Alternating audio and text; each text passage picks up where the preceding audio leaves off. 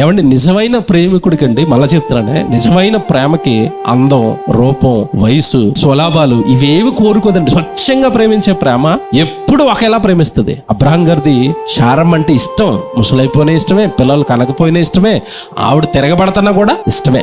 ఈ ప్రేమ ఎవరి ప్రేమ తెలుసండి? దేవుడు ప్రేమ.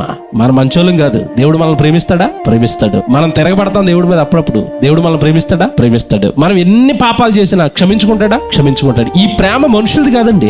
ఎవరి ప్రేమ అంటే దేవుడు ప్రేమ. అబ్రహాములో ఏ ప్రేమ కనపడుతుంది ఇప్పుడు మనకంటే?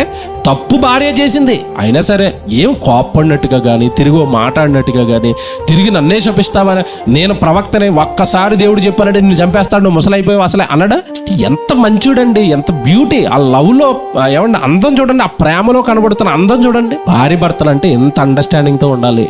పొరపాటున భర్త ఒక మాట అన్నా సహించుకోవాలి, మా భర్తే కదండి, అప్పుడే అంటాడు. ఆ తర్వాత మళ్ళీ చిన్నపిల్లడు అయిపోతాడు, తర్వాత మళ్ళీ ప్రేమగా మాట్లాడతాడు. భార్య అర్థం చేసుకోవాలి. కొన్ని సార్లు భార్య స్లిప్ అయిపోద్ది, లేదా భార్య కొంచెం తప్పు చేస్తుంది, భార్య మాటలనేస్తుంది. భర్త కొద్దిసేపు సహించుకుని, మంచావిడేనండి ఏదో చిన్న జరిగింది ఇలా మాట్లాడుతుంది, తర్వాత సర్దుకుంటది. కొద్దిసేపు ఇలా భార్య భర్తలు ఇలాగ ఆలోచిస్తారండి. కొద్దిసేపు ఆ గొడవ జరుగుతున్న కొద్దిసేపు, ఆ కేకలు జరుగుతున్న కొద్దిసేపు, లేదా వివాదం లేచిన కొద్దిసేపు అండి ఇద్దరిలో ఎవరో ఒకరు ఓపిక పడితే, ఇప్పుడు శారమ్మ అరుస్తుంటే ఎవరు ఓపిక పడ్డారు చెప్పండి? అక్కడ అబ్రహాం ఓపిక పడతారు. నీ చేతిలో ఉందమ్మా, నీ దాసి కదా, నీ ఇష్టం వచ్చాడు చేసుకో అన్నట్టు ఓపిక పట్టాడు. కుటుంబం బాగుందా వాళ్ళది? చాలా బాగుందండి.